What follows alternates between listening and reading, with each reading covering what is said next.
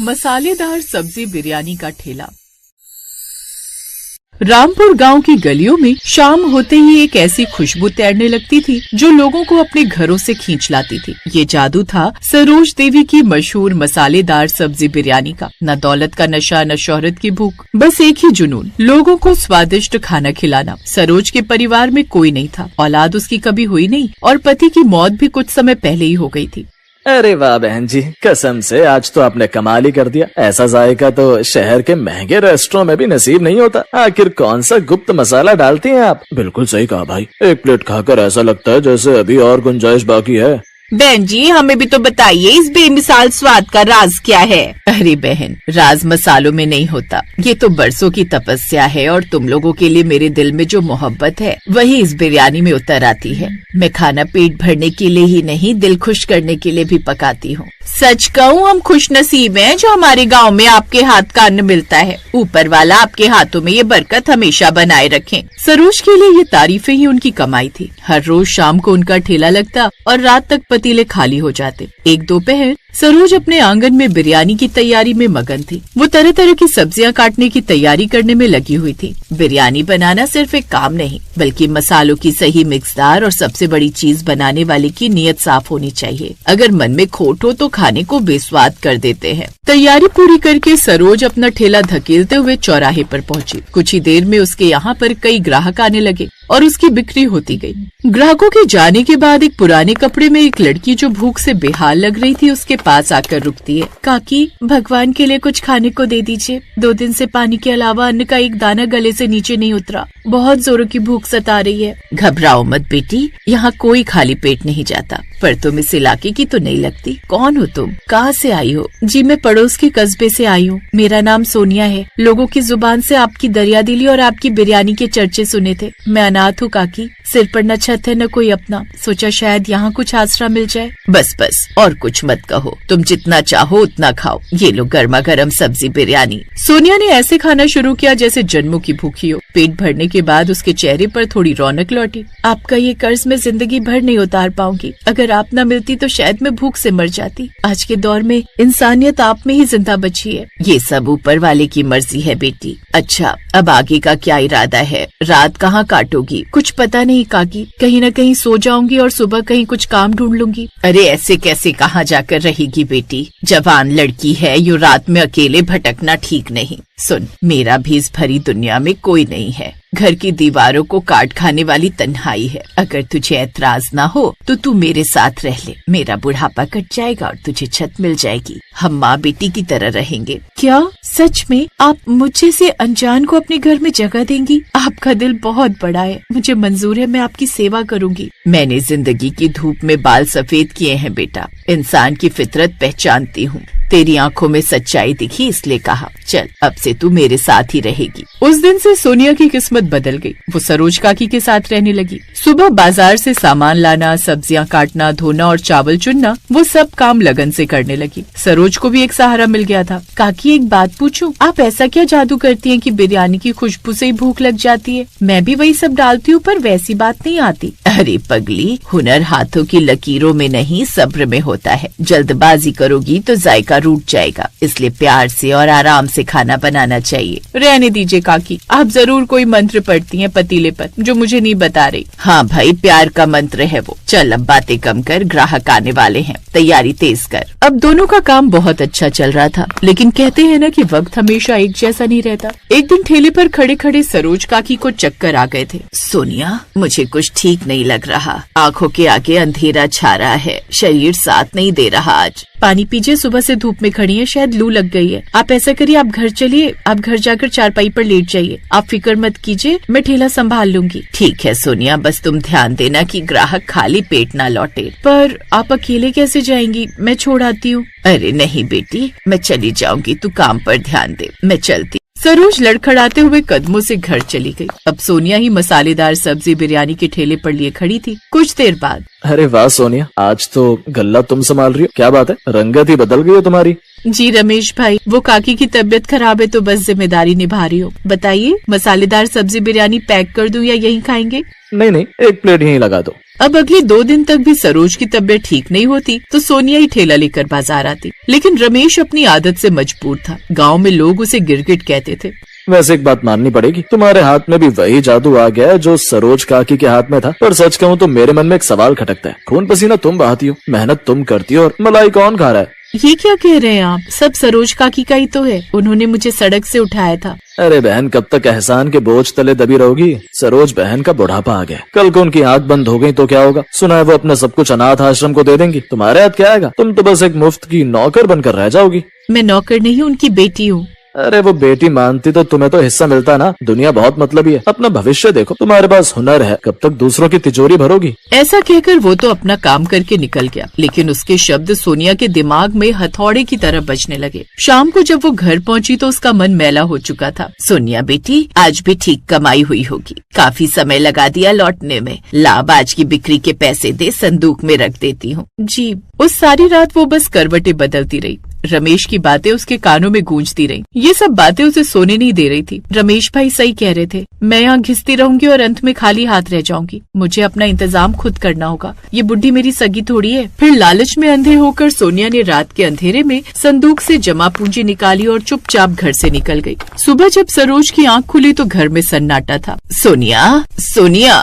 सरोज ने पूरा मोहल्ला छान मारा पर सोनिया का कहीं पता न चला। हताश होकर वो अपना ठेला लेकर रोज की जगह पर पहुंची। वहाँ जो उसने देखा तो उनके पैरों तले जमीन खिसक गई। सोनिया ने ठीक उनके सामने अपना नया चमचमाता ठेला लगा रखा था। सोनिया, ये तू क्या कर रही है बेटा? अलग ठेला और रात को बिना बताए कहाँ गायब हो गई थी? क्या मैंने तुझे कोई दुख दिया? देखिए काकी, अब वो भावनात्मक बातें बंद कीजिए। मुझे समझ आ गया है कि मैं सिर्फ आपकी नौकर बनकर रह गई थी। अब मैंने अपना रास्ता चुन लिया है। मुझे बिरयानी बनानी आ गई है। अब मैं आपसे ज्यादा पैसे कमाऊंगी। आप अपना ठेला कहीं और ले जाइए। ये तू क्या कह रही है सोनिया? तुझे मैंने अपनी औलाद समझा था, तुझे नौकर कभी नहीं माना। बस बस, अब ये रिश्तेदारी मत निकालिए। जाइए यहाँ से, मुझे काम करने दीजिए। ये सुनकर सरोज की आंखों में आंसू थे, लेकिन वे चुपचाप अपने उसी जगह पर ठेला लगाकर खड़ी रही। थोड़ी देर में बाजार भरा, लोग आए, लेकिन पुराने भरोसे और स्वाद की वजह से सब सरोज के पास ही गए। सोनिया तो बस मक्खियां मारती रही। तभी एक पुरानी ग्राहक सोनिया के पास आई। अरे सोनिया, तू इतनी बड़ी नमक हराम कैसे हो गई? जिस थाली में खाया उसी में छेद किया। सरोज ने तुझे सहारा दिया और तूने उन्हें धोखा दे दिया। छी, शर्म आनी चाहिए तुझे।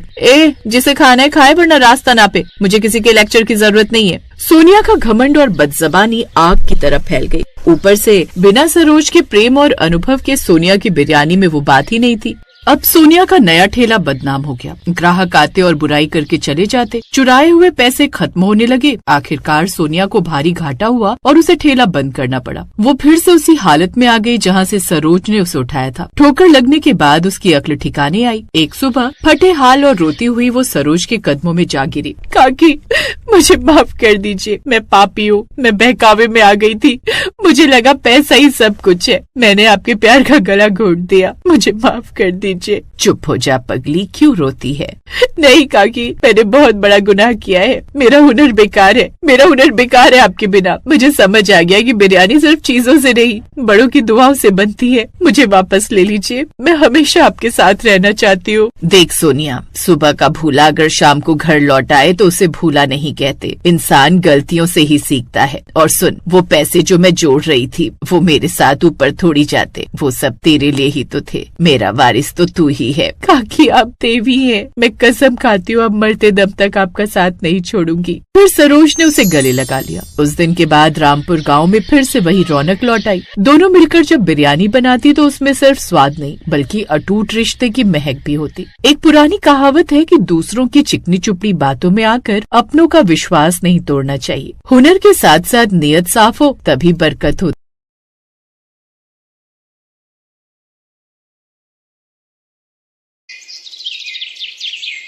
भागलपुर गांव में एक बहुत ही गरीब परिवार रहता था। उस घर में गोपाल दास, उसकी पत्नी और उसकी 3 बेटियां मोनिका, रवीना और माधुरी रहती थी। गोपाल दास मेहनत मजदूरी करके किसी तरह अपना घर चला रहा था। अरे चाचा, जल्दी जल्दी मसाला छत पर चढ़ा दो, इतना आलस मत करो। क्या करूं मालिक, इस उम्र में इतनी ताकत नहीं बची। अरे चाचा, सिर्फ आप ही इस उम्र में काम नहीं करते, बहुत सारे मजदूर आपकी उम्र में काम कर रहे हैं। अगर आपका शरीर साथ नहीं दे रहा है तो आप काम छोड़ दीजिए, लेबरों की कमी थोड़ी ना है। गोपाल दास के घर में कमाने वाला कोई नहीं था, इसीलिए वो किसी तरह जल्दी जल्दी काम करने लगा। शाम को थका हारा घर लौट आया। उसकी तीनों बेटियों ने मिलकर खाना बनाया। तभी उसकी माँ ने कहा, मेरी तीनों बेटियां बड़ी हो चुकी हैं, तो कम से कम मुझे तो अब बिल्कुल भी काम नहीं करना पड़ता। ये सब सुनकर गोपाल दास बहुत खुश हो रहा था। तभी अचानक गांव का ही एक आदमी, जो कि गोपाल दास का दोस्त था, वो उनके घर आ टपका।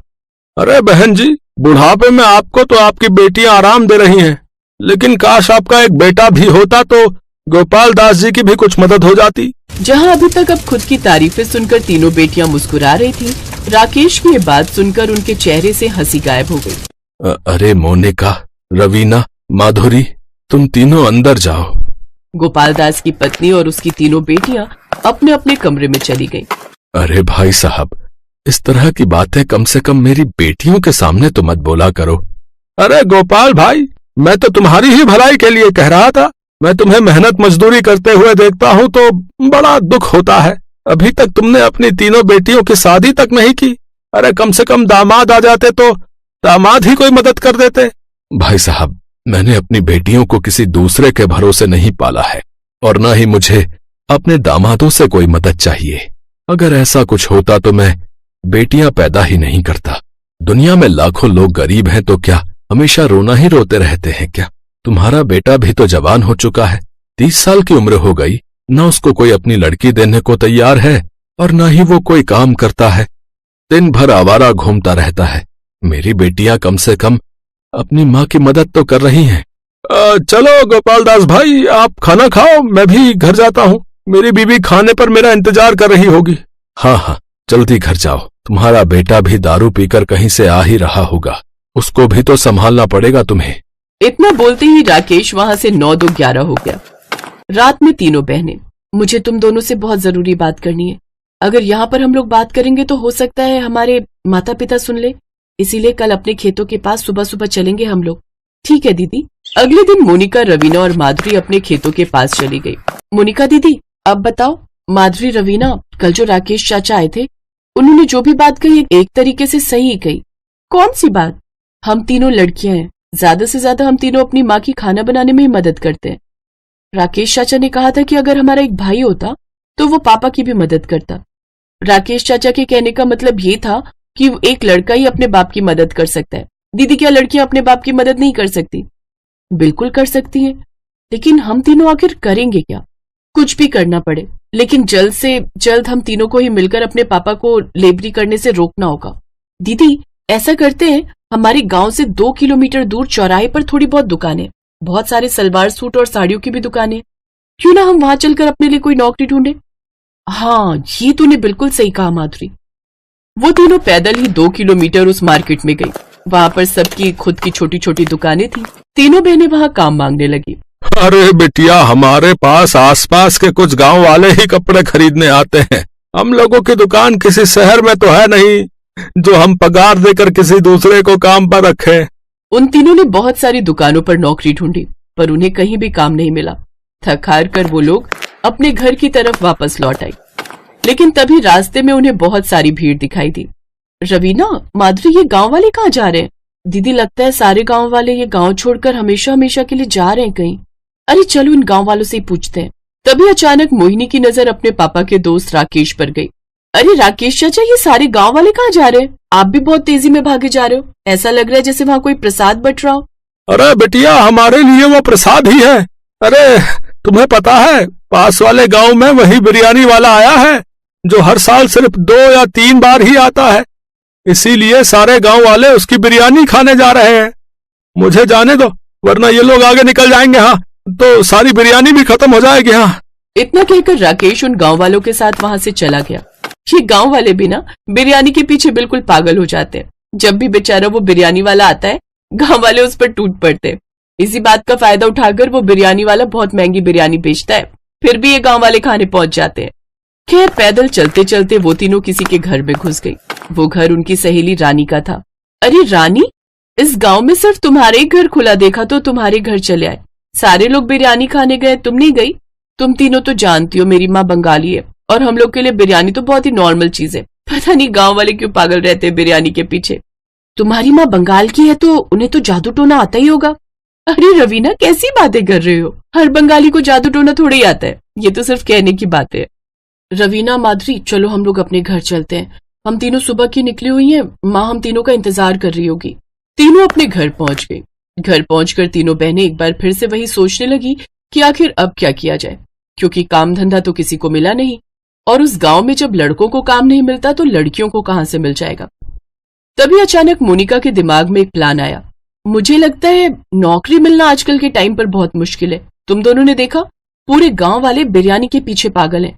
अगर हम तीनों मिलकर किसी तरह बिरयानी का ठेला लगा लें तो गांव वालों को हर रोज बिरयानी खाने को मिलेगी। हाँ दीदी, ये तो हम लोगों ने सोचा ही नहीं। ये गांव वाले और आसपास के गांव वाले भी पहले दिन से ही टूट पड़ेंगे हमारे ठेले पर। हर रोज हजारों की कमाई होगी कम से कम। एक बार अगर काम चल गया तो पापा का काम हम लोग छुड़वा देंगे। लेकिन इसमें भी तो रुकावट है। बिरयानी बनाने के लिए बाकी सब तो हमारे पास है, लेकिन मटन और चिकन कितना महंगा है, वो हम कैसे खरीदेंगे? इतना तो पैसा भी नहीं हमारे पास। दीदी धीरे धीरे बोलो ना, माता पिता सुन लेंगे। कल हम लोग रानी के घर में बैठकर इस बारे में बात करेंगे। अगले दिन तीनों बहनें रानी के घर पहुंच गई। तीनों ने रानी के साथ अपनी बात शेयर की। अरे तो तुम तीनों को ये किसने कहा कि शुरुआत से ही मटन और चिकन की बिरयानी बनाओ? पर बिरयानी तो मटन और चिकन की ही बनती है ना। हाँ, लेकिन तुमने कभी वेज बिरयानी का नाम नहीं सुना? हमारे बंगाल में तो बिरयानी में आलू डालकर बनाते और बड़ी स्वादिष्ट भी लगती है। इतना सुनते ही तीनों बहनें खुश हो गईं। लेकिन आलू बिरयानी आखिर बनाते कैसे हैं? जैसे चिकन और मटन की बिरयानी बनाते हैं वैसे आलू बिरयानी भी बनाते। बस आलू उबाल कर डालना है। और रही बात बिरयानी बनाने की, तो वो तो मेरे घर में बना लेना और मेरे ही घर के बाहर चबूतरे में दुकान भी लगा लेना। हाँ, ये सही रहेगा। जब काम चलने लगेगा तब हम अपने माता पिता को बता देंगे, क्योंकि ऐसे अगर हमने उनसे इजाजत लेने की कोशिश की तो हमारे पिताजी मना ही कर देंगे। अगले दिन सुबह सुबह ही रवीना, मोनिका और माधुरी ने आलू बिरयानी बनाना शुरू कर दिया। बाकी लोगों से ये बिरयानी अलग बने, इसके लिए आलू को थोड़ा और स्वादिष्ट और रंगीन बनाना होगा। हम लोग साधारण पानी में आलू नहीं उबालेंगे। पानी में थोड़ा सा नमक, थोड़ा सा गरम मसाला, थोड़े से कलर्स, थोड़ा सा सरसों का तेल, ये सब डाल देंगे और उसके बाद ही उसमें आलू उबालेंगे, जिससे सारा स्वाद आलू के अंदर तक समा जाएगा। अरे वाह मोनिका, ये तो दुनिया की सबसे अलग आलू बिरयानी बनेगी। फिर बिरयानी बनने के बाद उसमें हम लोग शिमला मिर्च, ककड़ी जैसी हरी सब्जियों का भी इस्तेमाल करेंगे। तो इस तरह से उन चारों ने मिलकर 2-3 घंटे में लाजवाब आलू बिरयानी तैयार कर दी। घर के बाहर चबूतरे में ही उन्होंने बिरयानी बेचना शुरू कर दिया। धीरे धीरे गांव वाले आना शुरू हो गए। 2 घंटे के अंदर ही उन लोगों ने जितनी बिरयानी बनाई थी सब बिक गई। गांव वालों, परेशान मत हो, शाम को 5 बजे हम लोग फिर से बिरयानी लगाएंगे। शाम को उस गांव के लोग तो बिरयानी खाने आए ही, आसपास के लोगों को भी पता चल गया और वो लोग भी दौड़े चले आए। तीनों बहनों के माता पिता भी ये जानकर बहुत खुश हुए और अब उनके पिता भी मजदूरी छोड़कर बिरयानी का काम करने लगे और सारी गरीबी कुछ ही महीनों में दूर हो गई और वो सब खुशी खुशी